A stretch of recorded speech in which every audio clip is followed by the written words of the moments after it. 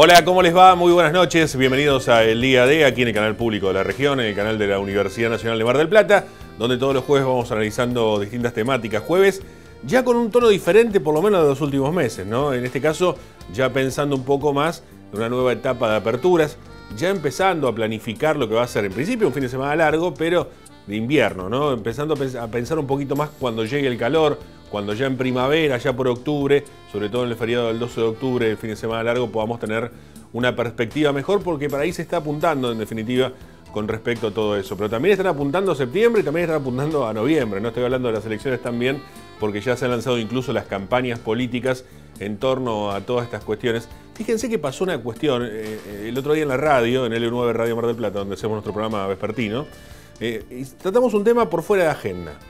Tiene que ver con los inquilinos, ¿no? Hablamos acerca de la situación de la ley de alquileres y demás.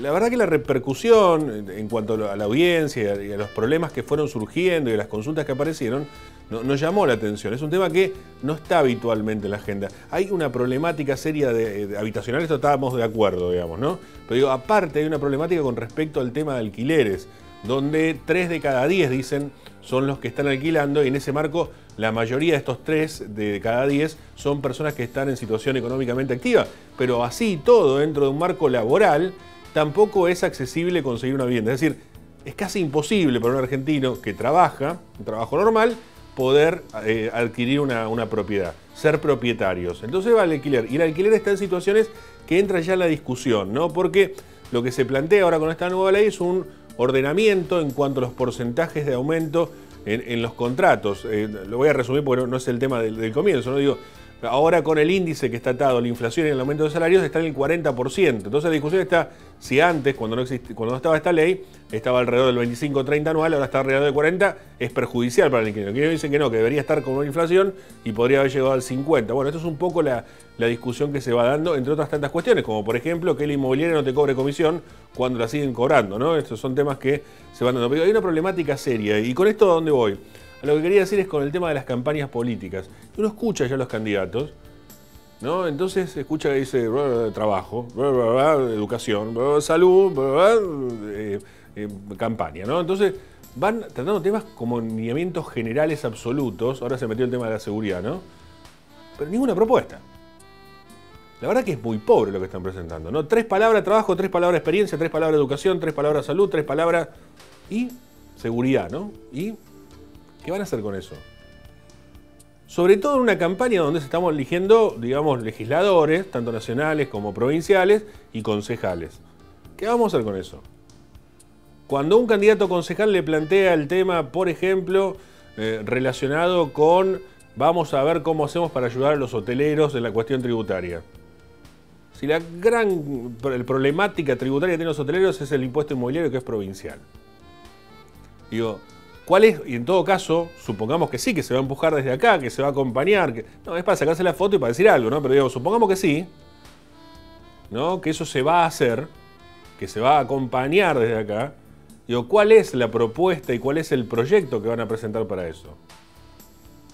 ¿Cuál va a ser la reforma? ¿Van a cambiar va a ser una reforma tributaria autóctona, digamos, local? ¿Cómo van a hacer esto? No, bueno, pero le podemos sacar una tasa municipal, está bien, pero el problema está en otro lado. Entonces, cuando uno escucha su discurso, ¿no? Dice, Mar del Plata es una ciudad con turismo, no una ciudad turística.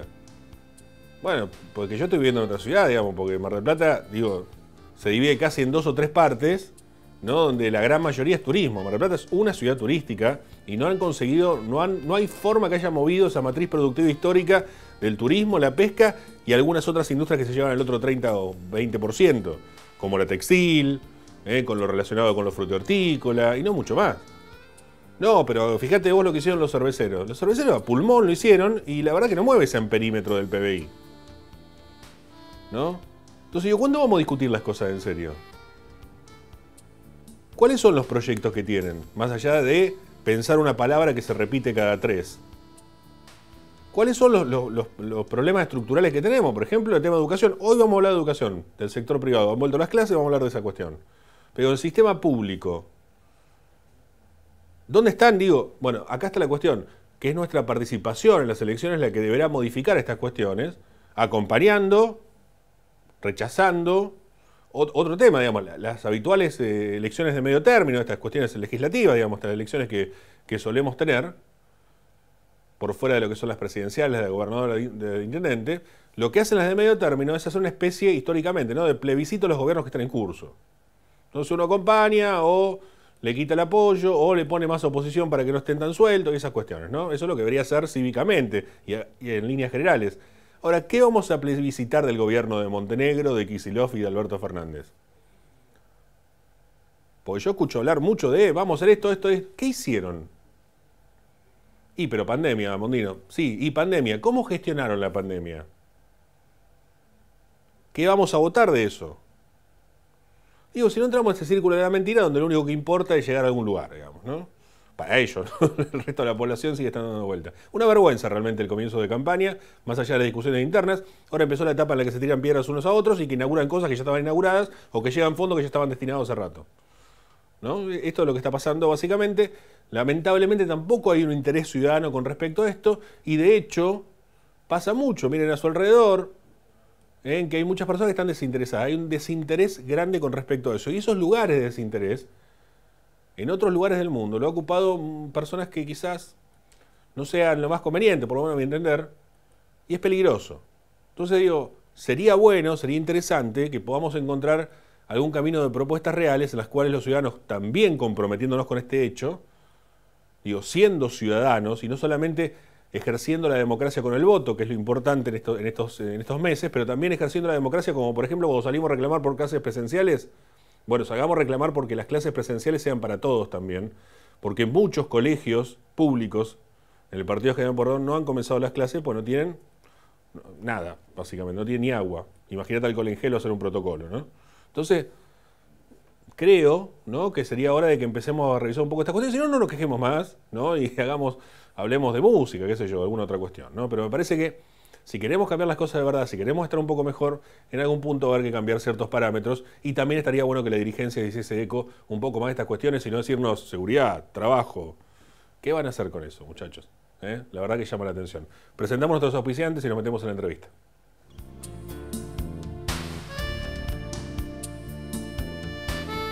Auspician este programa. Sindicato de Empleados de Comercio Zona Atlántica. UTE, El Libertador. Sindicato Luz y Fuerza Mar del Plata. Colegio de Ingenieros y Centro de Ingenieros de Mar del Plata. Terminal de Contenedores 2 de Mar del Plata. Unión Trabajadores Hoteleros y Gastronómicos de la República Argentina, Seccional Mar del Plata.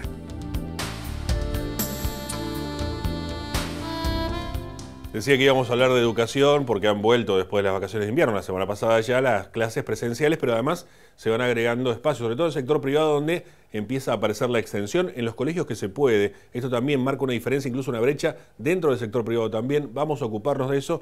Tengo el gusto de saludar a Martín Zurita, quien es referente de la Asociación de Institutos de Enseñanza Privada de la provincia de Buenos Aires. Martín, buenas noches, gracias por atendernos. ¿Qué tal? ¿Cómo te va, Nicolás? Bueno, gracias por estos minutos y por permitirnos dialogar un poco de estas cuestiones. La primera pregunta un poco general y después vamos a ir quizás punto por punto para poder repasar un poco de esta vuelta a clase después de las vacaciones, esta nueva etapa, ¿no?, que empieza también, porque me parece que empieza una nueva etapa con respecto a las clases presenciales. Digo, ¿cómo han vuelto después de las vacaciones de invierno en el sector privado? Bueno, hemos regresado con mucha expectativa. Nosotros tuvimos un año muy interrumpido, con 2 meses sin presencialidad y el año pasado 160 días sin presencialidad, solamente hubo 20 días de clase, por lo tanto había mucha expectativa este año de comenzar con otro ímpetu. El 19 de abril tuvimos que cortar, bueno, y ahora retomamos, bueno, realmente con muchas ganas, pero con bastantes limitaciones, a pesar de que hemos podido conseguir la apertura de más horas, ¿no? La jornada escolar desde el principio de año estaba limitada a 4 horas. Bueno, en la segunda parte del año esa limitación no existe. Ahora las escuelas pueden tener su presencialidad completa, pero sigue existiendo el tema del distanciamiento social, ¿no?, de 1,5 metros entre alumnos y 2 metros para con el docente, lo cual implica una problemática en lo espacial, en la cuestión áulica en la mayoría de las escuelas, y como vos bien lo decías al comienzo, bueno, esto genera una heterogeneidad y una desigualdad en la población educativa. Seguro, dentro de los colegios privados mismos, digamos, es heterogéneo el tema, digamos, están las escuelas que con alguna subvención o incluso por cuestiones más sociales tienen una cuota baja, por ahí hay otros colegios que tienen cuotas muy altas. Digo, ¿cómo se da en ese sistema, cómo se analiza el conjunto? Bueno, en realidad nosotros hicimos un relevamiento y el 70% de las escuelas no pudo empezar en forma completa, sino que tiene la bimodalidad. Solamente un 30% de escuelas pudieron solucionar el tema espacial o que no tienen una cantidad de alumnos tan grande y bueno, los espacios pudieron dar con ese metro y medio entre alumno, metro y medio cuadrado, ¿no?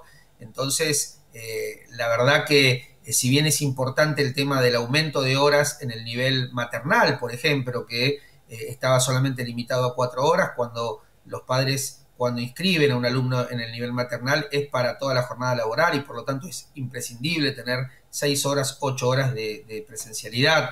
Lo mismo en el nivel secundario, que los diseños curriculares por día son mayores a 4 horas. Bueno, en muchas escuelas eso se pudo ir solucionando, pero la bimodalidad, el tema de las burbujas, todavía queda muy instalado en la mayoría de las escuelas y esto hace que no tengamos una presencialidad normal. En realidad se está manteniendo cada 15 días, los alumnos están teniendo la presencialidad de una semana, pero hay una semana en que deben mantener la virtualidad o realizar actividades que según la escuela, bueno, determine, porque tampoco en esa otra semana donde los chicos no asisten a clases, muchas escuelas tampoco cuentan con el personal para poder dar clases en forma virtual, ya que los docentes tienen que estar con los alumnos en presencial. Claro. Entonces esto es una dinámica que tal vez se desconoce, ¿no? en la mayoría de la población, pero hoy tenemos una educación que está funcionando a media máquina. Y estamos hablando de la gestión privada, ¿no? Que es donde nosotros tenemos la referencia de acción en el día a día. Claro, sí, eso pasó en lo privado, no me quiero imaginar en lo público, pero no es tema de esta charla, así que lo hablaremos en todo caso en otra oportunidad. Pero sí quiero preguntar por si han vuelto, digo, pensar una nueva etapa, toda vez que ya ha visto colegios también privados, por más que sea simplemente una porción de los colegios privados, que han empezado incluso con las jornadas extendidas. O sea, ya la apertura por lo pronto está permitida, después dependerá de cada colegio las posibilidades que tenga. Exactamente, como vos bien lo definís, la apertura ya está definida, excepto en el nivel superior. El nivel superior solamente todos los institutos de profesorado o los institutos técnicos de educación superior que dependen de la Dirección de Escuelas Privadas solamente tienen habilitados las materias prácticas. Todo lo que es teoría sigue en estado virtual. Ese es un pedido que también estamos realizando, que se pueda dar la posibilidad de presencialidad, debido a que muchos adultos necesitan el día a día, ¿no? con el docente de la forma presencial, que no es lo mismo la virtualidad que la presencialidad.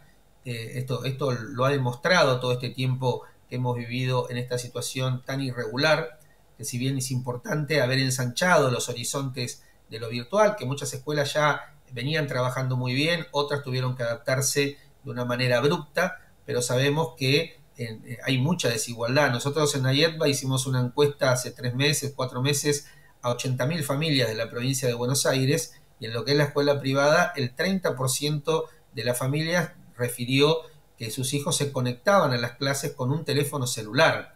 Y un teléfono celular tiene muchas limitaciones a la hora de tener una clase. Había otro 30% de familias que solamente tenían un dispositivo y lo compartían los hermanos, con lo cual también esto generaba un problema, ¿no? Y los padres, muchos trabajando en la casa, bueno, toda la cuestión espacial, es un problema, que eso también hay que analizarlo a la hora de referirnos a este tema de educación. Y por otro lado, todas las consecuencias que trajo la pandemia, sanitarias, psicológicas, psicomotrices. Hay muchísimos temas que esta pandemia todavía está dejando en los alumnos y que los docentes los ven en la diaria, ¿no? Muchos chicos, sobre todo en jardín de infantes y en el primer ciclo de la primaria, cuando vos le preguntás si quiere volver a la presencialidad, te dicen que prefieren seguir en el Zoom. Esto nos dice algo, ¿no? Y creo que es un tema, como vos bien decías en la editorial, que la clase política tiene que tomarlo, no solamente con 2 o 3 ideas, sino que tenemos que hacer un debate profundo como sociedad. Lo que ha pasado hace poco con la empresa Toyota, que realmente los que estamos en educación sabemos que esto se repite en muchas empresas y se repite en toda la República Argentina. Estalló ahora porque hay porque justamente un empresario de una industria importante como la automotriz lo pudo verbalizar, pero todos sabemos que eso pasa y sin embargo a veces es un como sí. Entonces creo que es un momento muy bisagra en la sociedad argentina como para que este tema sea tratado con toda la seriedad que merece. Un país que tuvo prácticamente un año y medio sin clases presenciales y que pudiendo, tal vez el año pasado cuando la pandemia no estaba en su punto crítico, en el mes de septiembre, octubre, noviembre, diciembre, o haber este año comenzado antes, bueno, no se pudo hacer y realmente estas son cosas que no deberían pasar y esperemos que a futuro no vuelva a pasar y se replantee toda esta cuestión. Sí, una de las cosas, y agradezco el tiempo que nos brindás, Martín, porque una de las cosas por las cuales hacen esta entrevista tiene que ver que estamos hablando del sector privado, ¿no? Y hablamos de desigualdad, y hablamos de problemas de conectividad, y hablamos, ¿no?, de ahí para abajo en el sector público, digamos, ¿no?, con respecto a esta cuestión, sin desmerecer la educación pública, por supuesto, pero digo, en cuanto a los niveles primario y secundario por lo pronto, hay una diferencia con respecto a eso. O sea, los temas que habitualmente tratábamos en los colegios públicos está pasando en el sector privado. Digo, esto es una preocupación muy grande. Y escucho, por eso también un poco lo que decía al comienzo y un poco lo que remarcabas vos también, Martín, escucho a los dirigentes políticos hablar, políticos y gremiales, ¿no?, que no dicen nada acerca de las escuelas rotas porque están todos callados, pues son del mismo color político que el gobierno provincial o nacional, ¿no?, digamos. Pero digo, escucho a los dirigentes gremiales y políticos diciendo, la virtualidad llegó para quedarse, ¿no? Y se olvidan que hay un montón de pibes que no tienen ni siquiera una computadora, digamos, ¿no? Esta es una cuestión grave con respecto. La virtualidad llegó para quedarse, podríamos decir, si fuésemos la familia de Messi en París, digamos, ¿no? Acá en Argentina, la situación de la virtualidad trae muchas consecuencias de esta índole en el sector privado. Esto es así, ¿no? Totalmente, es así. Por eso está muy bien lo que planteas, es la dirigencia en realidad la que tiene que entender esto. Nosotros muchas veces estamos en reuniones con funcionarios, tanto nacionales, provinciales como municipales, y en las propias reuniones que organizan autoridades educativas, falla la internet. Entonces uno dice, o reuniones con diputados, con senadores, y si pasa eso en ámbitos que tienen que estar acostumbrados y que tienen obviamente esto previsto, ¿qué puede pasar en barrios, ¿no?, donde la internet es inestable, y en toda la República Argentina, que es tan vasta, donde sabemos que hay muchísimos problemas de infraestructura? Bueno, este tema no se tiene en cuenta, ¿no? Y no solo hablemos de lo que es la provincia de Buenos Aires, sino a nivel país. Pero es una problemática que realmente hay que tomarla con otra seriedad. Cuando se toman decisiones muchas veces en un escritorio o pensando en cuestiones netamente de calendario electoral, realmente no es positivo. La educación tiene que ser una política de Estado, que es algo que está fallando en la Argentina en los últimos 30 años, por decirte algo mínimo. Fíjate que en todas las pruebas internacionales en las que participamos, desde la década del 90 hasta la actualidad, cada año fuimos descendiendo escalones en los resultados. Hoy estamos al final de la lista de los países que participan, por ejemplo, en las pruebas PISA, y sabemos que evaluar es tan importante para determinar, tomar decisiones, pero sin embargo, esas evaluaciones que cada vez dan peor resultado, bueno, no vemos que las decisiones se transformen en cuestiones concretas. Y no se trata solo de presupuesto. El presupuesto es muy importante, pero no lo soluciona todo, porque hemos visto que en muchos años el presupuesto educativo aumentaba, pero sin embargo los resultados seguían descendiendo, seguían empeorando. O sea que no es solamente una cuestión de inversión educativa. La inversión es muy importante, pero tiene que estar acompañada de medidas concretas, reales, y que apunten a lo sistémico, porque si no son todos parches, son todos inventos, que realmente es más de lo mismo, y eso lo vemos a diario. Entonces, si hacemos una simulación, si hacemos un simulacro de esto, realmente no augura nada positivo para nuestros jóvenes, ni para nuestro futuro, ni para nuestra actualidad.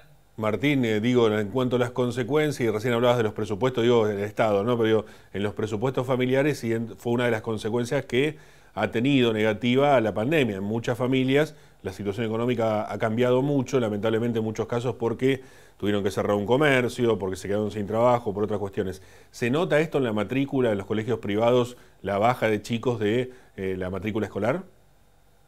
Sí, nosotros el año pasado tuvimos un año muy duro desde lo económico, porque en plena pandemia, en plena ASPO, había una altísima mora, por ejemplo, en el pago de las cuotas, sobre todo en las escuelas que no tenían bancarización completa, etcétera. Pero después con el tiempo eso fue mermando, quedamos con un alto índice, un 30% promedio, ¿no? Y es heterogéneo según los niveles, pero hubo como un 30% de mora el año pasado, este año también. Con el tema de la matrícula vimos un impacto muy fuerte en el nivel inicial. Lo que es jardín maternal y jardín de infantes a principio de año había un 20% menos de matrícula, lo cual es muy alto porque a veces se hablaba mucho del impacto en el cierre de las escuelas, que los hubo. En la provincia de Buenos Aires el año pasado cerraron más de 60 escuelas, pero no se hablaba del cierre de cursos. Muchas escuelas tuvieron que cerrar cursos porque ante la falta de matrícula hubo que fusionar cursos o mantener cursos con muy pocos alumnos, con lo que eso implica para una escuela privada. Entonces, esto se vio. A principio de año los padres no tenían la certeza, porque recordá que todavía era muy difuso si íbamos a empezar, no íbamos a empezar.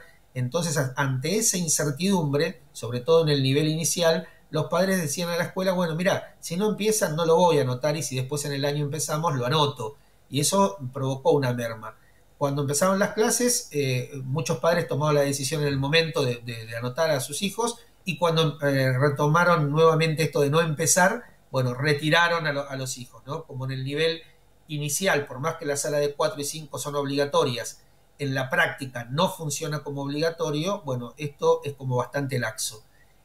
Luego esto fue mejorando, vimos también un corrimiento de familias que pagaban una escuela con cuota más cara a una cuota menor. El impacto se vio mucho en los trabajadores informales, en los trabajadores que tienen una pyme, ¿no? Que bueno, vieron interrumpido su trabajo o mermado mucho los ingresos con la pandemia. Esto lo vimos, ¿no? La escuela refleja la diversidad que hay en la sociedad argentina y a nivel trabajo y a nivel economía. Bueno, cuando hay un deterioro en esos términos, también se nota en la matrícula de la escuela privada. Seguro. Una última breve, pues nos estamos quedando sin tiempo, pero aunque sea para tener una referencia, digo, recién 2022 va a ser la posibilidad de tener un análisis más completo de volver a la educación como la conocíamos, digamos. Yo creo que sí, teniendo en cuenta que faltan tan pocos meses para el fin de año, esperemos que el 2022 podamos planificar con tiempo, que los calendarios no sean algo coyuntural, sino que podamos planificar no solamente el 2022, sino también el 2023 y realmente vayamos a una política de largo plazo para poder recuperar todo lo que hemos perdido. Martín, gracias por estos minutos, un abrazo. No, un abrazo para vos, gracias Nicolás. Adiós. Martín Zurita, referente de la Asociación de Institutos de Educación Privada, de Enseñanza Privada de la provincia de Buenos Aires, quien nos ha sido un panorama con respecto a esto. Creo que lo dicho ya es concreto y completo, digamos, ¿no? Esto está ocurriendo en educación privada. Diferencias, brechas, desigualdades, situaciones que se ven, alumnos que no pueden seguir la virtualidad, ¿no? En la educación privada. En la educación pública hay colegios que directamente ni empezaron las clases, ¿no? Pero educación, ¿no? Trabajo, ¿no? Y así van las frases de los candidatos. Vamos a una pausa, ya volvemos. Unión Trabajadores del Turismo, Hoteleros y Gastronómicos de la República Argentina, Seccional Mar del Plata, San Luis 2548. Viajar en colectivo te conviene. Ahora tenés una respuesta inmediata a todas tus consultas. La nueva línea gratuita de atención al usuario, 0800-333-0701. Viaja asegurado, viaja tranquilo. Subite a los colectivos de Mar del Plata. Colegio de Ingenieros y Centro de Ingenieros. Compromiso y responsabilidad profesional al servicio de la comunidad. Terminal de Contenedores 2 de Mar del Plata. Trabajando por un puerto multimodal y una ciudad productiva. Sindicato Luz y Fuerza Mar del Plata. 25 de mayo, 4135. Los pluviales no producen basura. Nosotros nos ocupamos del mantenimiento.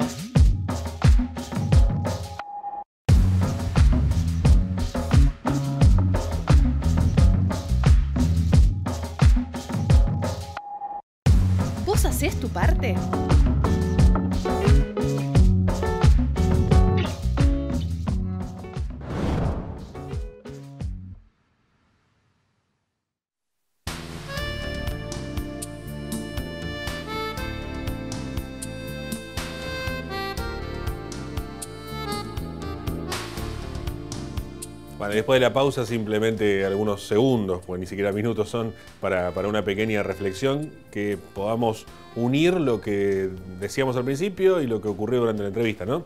Y tiene que ver puntualmente con la situación de la brecha, ¿no? De la desigualdad, donde vivimos escuchando que es un país más igualitario, que es un país más justo, la verdad que cada vez es más injusto, que es cada vez más desigual, es cada vez con menos oportunidades y menos esperanzas, ¿no? Algunos nos prometen dar el paso, no sabemos si al precipicio o a dónde, otros nos prometen volver a recuperar la felicidad, otros nos prometen, ¿no?, las fórmulas mágicas para hacer una ciudad productiva y de empleo, otros nos prometen darnos seguridad y esquivar la grieta, y otros nos prometen directamente romper todo, ¿no? Tanto de un lado, de un extremo, como del otro, ¿no? Es romper todo, unos por muy a la derecha y otros por muy a la izquierda, pero es romper todo. La verdad que no convence nada, este es un tema. Sería bueno que la brecha, esta grieta, la verdadera grieta, sea de menos desigualdad, que la verdadera grieta sea de educación de verdad, que la verdadera grieta sea de poder dar expectativas, no dar trabajo porque sí, sino dar trabajo calificado, que las personas se puedan capacitar mejor y dar mayores oportunidades en estos aspectos para el día de mañana poder conseguir mejores empleos y desarrollar incluso nuevas empresas en este marco. Pero sobre todo, la brecha y la grieta que hay que acortar, que hay que terminar y que hay que cerrar, es la brecha que hay entre la dirigencia y los ciudadanos, entre la realidad del que no puede pagar el alquiler y que le hace una ley de alquileres sin saber cómo se alquila, y el inquilino, ¿no? Digo, esta es la diferencia que hay que cerrar, esta es la gran brecha que tenemos, ¿no? También está la brecha económica, la social, la de oportunidades, por supuesto. Está la pobreza estructural, sigue estando, y la verdad que con lo que estoy viendo de los candidatos, poco se va a poder hacer. Ahora sí, la brecha que hay que cerrar es la brecha que hay entre los dirigentes, que ven una cosa y piensan otra, y hacen otra distinta, y la ciudadanía que está viendo una realidad totalmente diferente a la que supuestamente se está presentando, incluso desde los sectores opositores. No hay más tiempo, nos reencontraremos el próximo jueves a las 22, aquí en el canal público de la región, el canal de la Universidad Nacional de Mar del Plata. Que tengan una muy buena noche y será hasta la próxima. Gracias, chau.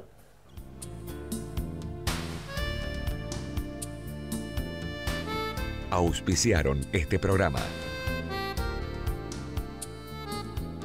Sindicato de Empleados de Comercio Zona Atlántica. UT, El Libertador. Sindicato Luz y Fuerza Mar del Plata. Colegio de Ingenieros y Centro de Ingenieros de Mar del Plata. Terminal de Contenedores 2 de Mar del Plata. Unión Trabajadores Hoteleros y Gastronómicos de la República Argentina. Seccional Mar del Plata.